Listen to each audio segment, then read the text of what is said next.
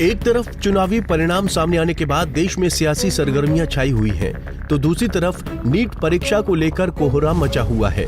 NEET परीक्षा के परिणाम सामने आने के बाद कई जगहों पर छात्र प्रदर्शन कर रहे हैं। छात्र पेपर लीक होने का आरोप लगा रहे हैं, जिससे एक बार फिर से इस परीक्षा के रिजल्ट को लेकर छात्रों में भारी नाराजगी देखने को मिल रही है। और हमने नीट में 695 अंक पाए हैं और हमारा ऑल इंडिया रैंक 3473 है। आज बनारस से तमाम स्टूडेंट्स यहाँ BHU गेट पर प्रोटेस्ट करने आए हैं NTA और नीट के इन रिजल्ट्स के खिलाफ, जिसमें कि काफ़ी ज़्यादा फ्रॉड हुआ है, बहुत ज़्यादा रैंक इन्फ्लेशन देखा गया है तथा काफ़ी सारे स्कैम सामने आ रहे हैं। कुछ लोगों को 718, 719 अंक भी आए हैं। NTA का दावा है कि उन्होंने ग्रेस मार्क्स दिए हैं। जिस स्तर पर फ्रॉड हुआ है उसने पूरे देश को नीट परीक्षा में बहुत बुरी तरह से आघात किया है। हमारे मेडिकल सेक्टर पर यह एक बहुत बड़ा धब्बा है। वैसे ये कोई पहला मौका नहीं है जब इस परीक्षा को लेकर विवाद हो रहा है। इससे पहले भी कई बार इस प्रकार के विवाद सामने आ चुके हैं। ऐसे में सवाल ये उठता है कि जब नीट जैसे परीक्षा का भी पेपर लीक हो जाएगा तो ये देश कैसे आगे बढ़ेगा।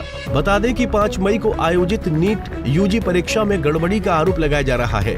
लिहाजा ये मामला अब देश की सर्वोच्च अदालत यानी कि सुप्रीम कोर्ट पहुंच चुका है। उम्मीदवारों के एक समूह ने सुप्रीम कोर्ट में याचिका दायर कर नए सिरे से नीट UG 2024 परीक्षा कराने की मांग की है। उम्मीदवारों का तर्क है कि नीट का कथित पेपर लीक संविधान के अनुच्छेद 14 में वर्णित समानता के अधिकार का उल्लंघन है, क्योंकि जिन्होंने निष्पक्ष तरीके से परीक्षा देने का विकल्प चुना था उनके मुकाबले दूसरों को अनुचित लाभ मिला। सिर्फ पेपर लीक ही नहीं, परीक्षा को लेकर अभ्यर्थियों ने और भी कई तरह के संगीन आरोप लगाए हैं। विवाद बढ़ता देख नेशनल टेस्टिंग एजेंसी ने मोर्चा संभाला और सभी पेपरों पर अपनी सफाई पेश करते हुए खुद को नीट एंड क्लीन बताया। So the integrity etc. of this exam throughout the country was not compromised, and one issue which was happened in Savai Madhavpur that because of wrong Hindi English distribution, we took the action immediately, and because by that time at every center candidates were inside. So the question paper in social media was I think around 4:28, 4:29 p.m. after the start of 2 hours 28 minutes later. So we said that there is no paper leak. So the whole exam process has been very transparent, and the integrity of the exam was not compromised at all. NEET परीक्षा को लेकर कई सारे सवाल उठ रहे हैं कि आखिरकार एक ही एग्जाम सेंटर से कई सारे टॉपर्स क्यों हैं? तय समय सीमा से पहले रिजल्ट क्यों आया? पेपर इतना आसान क्यों बनाया गया? इस बार कुछ ऐसे छात्र हैं जिन्हें फुल मार्क्स आए हैं, 720 आउट ऑफ 720। इसको लेकर भी आशंका जताई जा रही है। वहीं साल 2022 में भी इस तरह का मामला सामने आया था। देश के कई सेंटरों में स्टूडेंट्स को गलत पेपर दिए गए थे। उस समय ये मामला काफी सुर्खियों में रहा था।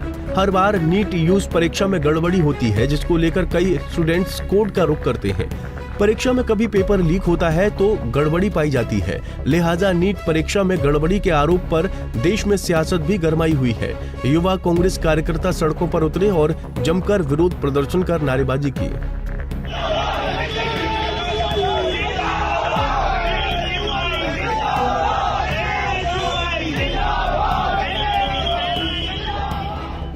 नीट परीक्षा में मचे कोहराम को लेकर आम आदमी पार्टी के प्रवक्ता जैस्मिन शाह ने प्रेस कॉन्फ्रेंस कर बीजेपी पर जमकर हमला बोला। जैस्मिन शाह ने कहा कि सुप्रीम कोर्ट नीट घोटाले की जांच करे।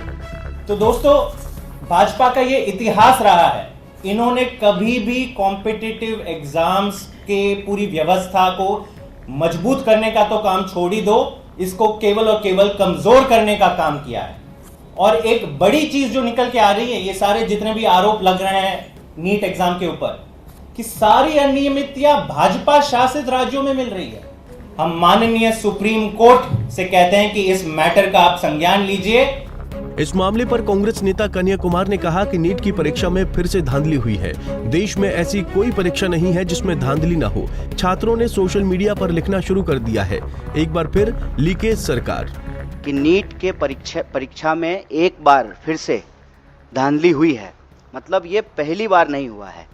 और आप अगर इस देश में होने वाली परीक्षाओं को देखें तो लगभग अब ऐसी कोई परीक्षा नहीं है जिसमें धांधली नहीं हो रही है। मतलब विद्यार्थियों ने तो सोशल मीडिया पे ये लिखना शुरू कर दिया है कि एक बार फिर लीकेज सरकार। आजकल परीक्षा से पहले पेपर आउट होना, गड़बड़ी का आरोप लगना एक ट्रेंड सा बन गया। आखिर में सवाल यही कि बार बार पेपर लीक होता है, गड़बड़ी पाई जाती है, इसके पीछे का जिम्मेदार कौन है? सरकार इन माफियाओं के खिलाफ कोई सख्त एक्शन क्यों नहीं लेती है? कब तक देश के भविष्य के साथ ऐसे ही खिलवाड़ होता रहेगा?